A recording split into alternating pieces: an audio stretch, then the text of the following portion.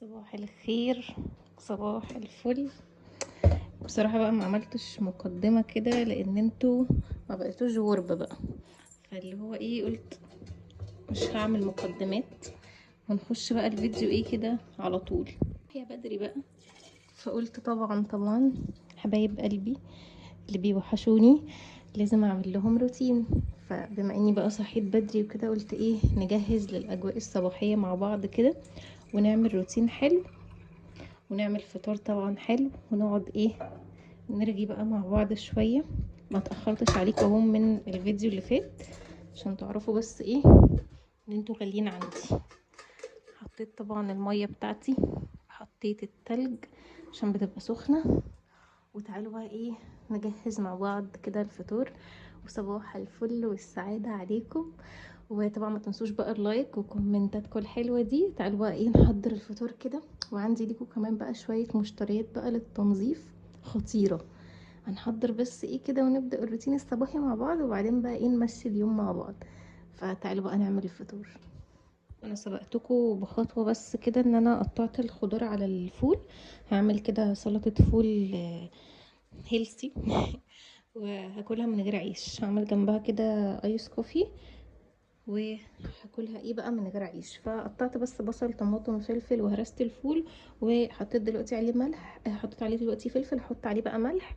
احط بقى الملح كده. انا ما بحبش يعني ما ببقى صاحيه بدري، مش عارفه ليه بحس ان انا مش جعانه، بس اللي هو لا عايزه اكل. يعني فاهمين الاحساس ده، بس مش عايزه اكل بعيش بقى، فاهم اللي هو عايزه اكل حاجه سهله كده. فجاء على بالي بقى ان انا اعمل سلطه الفول دي كده. فحطيت اهو الملح، حط بقى حبة زيت صغيرين كده بس كده. هولع عليه بقى دلوقتي ونكمل بقى تجهيز الفطار مع بعض. هعمل بقى الايس كوفي كده. حطيت النسكافيه وعليه سكر وميه، وحطيت من السيرب اللي هو بتاع الكراميل ده، بحط حبة صغيرين قوي. هضربهم بقى كده بالمضرب.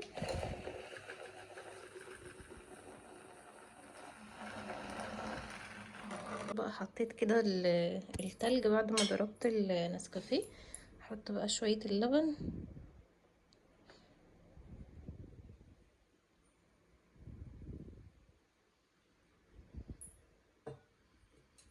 بقى كده. خلصت الفطار اهو. حطيت كمان من المخلل اللي انا بقى كنت عاملاه معاكم طبعا.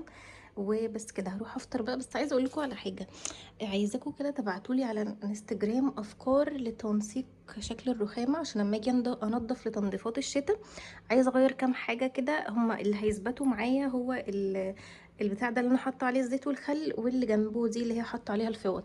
بس عايزه بقى اغير بعيدا عن الكركبه اللي هنا. عايزه اغير بقى ايه الديكور بتاع الرخامه كده، اخليه بسيط واللي هو يبقى هادي كده. عايزه اللي هو اعمل ديكور شتوي حلو. عايزه اجيب برضو ايه ليد كده فوق الدولاب، فاهمين؟ فاللي عنده بقى صور تنسيقات او حاجات كده يديني افكار. هسيب لكم اللينك بتاعي بتاع الانستجرام تحت الفيديو، ادخلوا بقى ابعتولي وانا بقى ايه هشوف بقى وارد عليكم كلكم.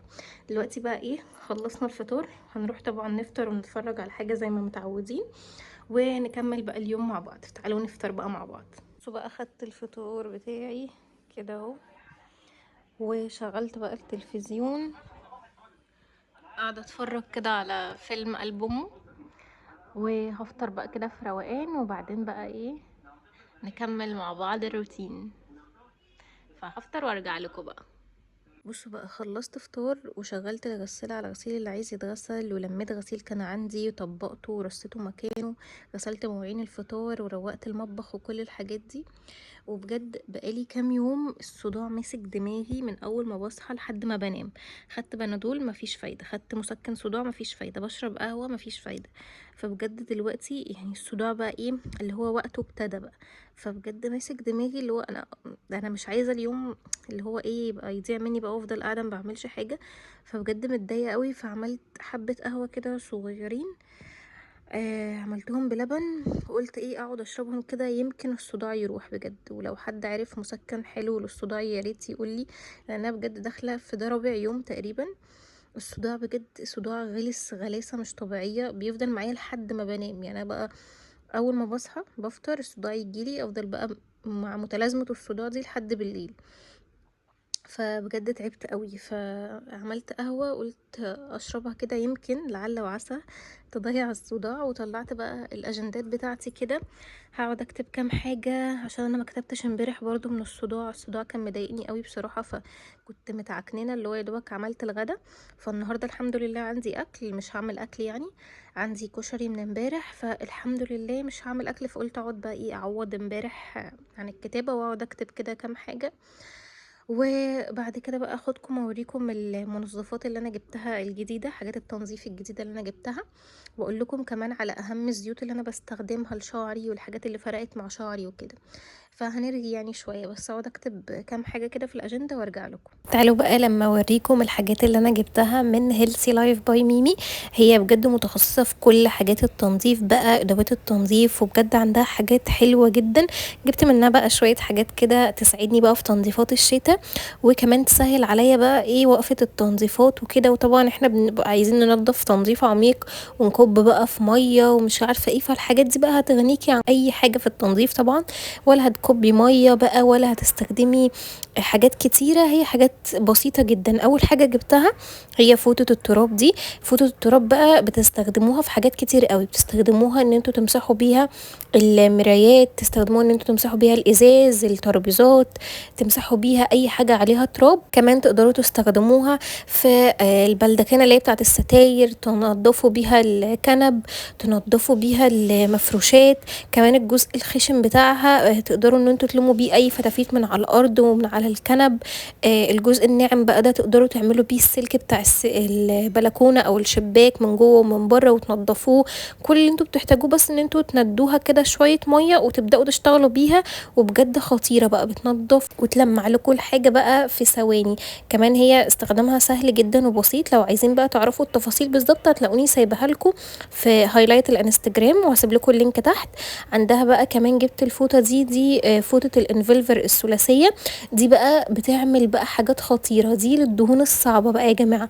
عندك بقعه وقعت على المرتبه، وقعت على السجاده، وقعت على الكنب، وبقالها فتره ومش عايزه تطلع، دي بقى برضو بتحطوها في ميه سخنه كده، تندوها وتبداوا بقى تفركوا بيها اي بقعه على اي مكان. كمان تقدروا تعملوا بيها بقى المطبخ من جوه ومن بره، السيراميك بتاع المطبخ لو في حاجه وقعت على السيراميك، التلاجة، بتنضف حاجات كتير قوي. دي بقى الصابونه بتاعتهم بتيجي معاهم، عشان طبعا لما الفوط تتوسخ مننا نقدر ان احنا نغسلها، بس بمجرد ما نغسلها بالصابونه بتاعتها، لان طبعا ما ينفعش نعرضها لاي مواد كيميائيه ولا منظفات. هي الصابونه بتاعتها بتيجي معاها، بننضف بيها الفوط بميه سخنه ونسيبها منشوره كده على منشر داخلي او جوه الاوضه او حاجه، ما بنعرضهاش لشمس، وبنسيبها لحد ما تنشف وبقى نرجع نستخدمها تاني. عايزه اقول لكم بجد بتنضف حلوه قوي، وهتسهل عليكم بقى ان انتوا بلا تكبوا ميه ولا اي حاجه. تالت حاجه بقى دي، ودي بقى بالنسبه لي خطيره، دي الواح التنظيف. دي بقى بتحطوها في اي حاجه بجد، تستخدموها كشاور، تستخدموها كشامبو، تستخدموها كهاند ووش، تستخدموها لو عندكم بقعه صعبه، تحطوا حته كده قصقوصه من اللوح على المكان بتاع البقعه وتحطوا عليه ميه سخنه وتبداوا تفركوها بفوطه الانفلفر دي. عايزه اقول لكم استخداماتها كتير قوي، فلو عايزين تعرفوا استخداماتها ادخلوا شوفوا الهايلايت بتاع الانستجرام. جبت كمان الميستيك الاورنج ده بقى بينضف بلاعات، بينضف احواض، بينضف الغساله، بينضف الاير فراير، بينضف البوتاجازات، بينضف كل حاجه حتى الشفاط. كمان تقدروا تستخدموه للدهون الصعبه، لو عندكم دهون صعبه على المفروشات او على الكنب او اي حاجه، خطير بجد. وكمان كميته كبيره فهيقعد معاكم فتره حلوه قوي. فبرضو قايله لكم كل حاجه عنه بالتفصيل الممل قوي على ستوري الانستجرام. ده بقى الميستيك الاخضر، ده شبه العجينه كده شويه، ده برضو للدهون الصعبه جدا جدا بقى. عارفين لو عندكم دهون صعبه على الحيطه، دهون صعبه في البوتاجاز، في الاير فراير، في الميكروويف، ده بتحطوا منه حته كده وتبداوا تنضفوا بيها. قايله لكم برضو طريقه الاستخدام في ستوري الانستجرام، حلو قوي بينضف. لو عندكم قلم جاف مثلا اطفالكم مخططين على الحيطه، ينضفها مصروفها بجد تحفة، كل المنتجات بتاعتها كمان آمنة على الحوامل وعلى الأطفال، فبجد دي حاجة حلوة جدا. عايزة اقول لكم بقى ان الفوط دي بتقعد معاكم 4 سنين، ما بتشتروش منظفات لاي حاجة، ولا دهون ولا تلميع ازاز بقى، ولا حاجات تشتروها ان هي تنضف لكم التلاجة والميكروويف والغسالة، ولا اي حاجة. فبجد موفرة جدا، ادخلوا عندها، هسيب لكم اللينكات بتاعتها تحت الفيديو، خشوا عندها واسالوها على اي حاجة انتوا عايزينها. نيجي بقى للحاجة التانية اللي اتسالت عليها، هي انواع الزيوت اللي انا بستخدمها لشعري. انا بستخدم زيوت شركة المصرية، بجد بقالي سنتين بستخدمهم، زيوت حلوة جدا، زيوت طبيعية خام، بتعمل نتيجة فظيعة. يعني انا جربتها لمدة سنتين، كنت بعمل بيها حمام زيت، كنت بعمل بيها ماسكات لشعري، فبجد خطيرة. بتقعد كمان معاكم فترة، يعني انتوا بتاخدوا بس من كل ازازة كده بتاخدوا معلقة او حاجة طبعا، فبجد حلوة قوي. كمان فرقت في شعري جدا بصراحة. انا من الناس اللي كنت بكره قوي ان انا اعمل روتين بقى لشعري، وان انا اعمل ماسكات، كنت بمل جدا وبزهق ان انا اقعد اعمل بقى ماسكات واقعد بيها ساعتين 3. بس بجد لما قررت ان انا اهتم بشعري وكده قبل فرحي، قعدت بقى سنتين او سنة ونص اعمل بالزيوت دي، واعمل بقى شوية ماسكات واحط ده على ده ومش عارفة ايه، وشفت منهم نتيجة رهيبة بجد. طولوا لي شعري، تقلوا لي شعري، منعوا التساقط، فبجد كانت خطيرة. لو عايزين بقى وصفات للشعر ووصفات للجسم والحاجات دي، فانا خبرة بقى في الموضوع ده، قعدت سنتين اجرب واخترع واعمل. اكتبوا لي تحت في الكومنتات وهنزل لكم ان شاء الله كل اسبوع كده، نحاول ان احنا ننزل وصفة كده للشعر او للجسم او حتى للسكين كير. فبجد انا بحب الوصفات الطبيعية قوي دلوقتي، لان انا شفت منها نتيجة رهيبة. فلو انتوا عايزين فعلا تعرفوا وصفات، او عايزين حاجة مثلا، او عندكم مشكلة في اي حاجة جسمكم شعركم، اكتبوا لي تحت في الكومنتات، وانا ان شاء الله هعمل لكم سلسلة فيديوهات بقى خطيرة عن كل حاجة بقى ليها علاقة بقى بالجسم، بالشعر، ضوافر، رموش، اي حاجة، وان شاء الله كلها تبقى طبيعية وتبقى موفرة. طبعا مش عايزين اي حاجة تكون مكلفة علينا، لان احنا عايزين حاجة تنجز معانا وفي نفس الوقت تكون الميزانية بتاعتها تسمح. فان شاء الله هنزل لكم وصفات طبيعية كتير قوي. خلصت بقى تصوير وقعدت بقى، بصراحة كنت جوعت قوي، فعملت كده كوباية شاي وعملت ساندويتش، واخدت كده طماطم وكم مخللة كده من اللي انا عاملاهم، لان انا بجد ابتديت اصدع، فقلت ايه ممكن جعانة، فعملت حاجة كده بسيطة وقعدت اتفرج بقى على المسلسل ده. وكده نكون وصلنا بقى لنهاية الفيديو بتاعنا. اتمنى يا رب يكون عجبكم وتكونوا كده استفدتوا منه. هستنى بقى كومنتاتكم الحلوة ولايكاتكم الجميلة على الفيديو ده كمان، واشوفكم على خير في فيديو جديد، والسلام عليكم ورحمة الله وبركاته.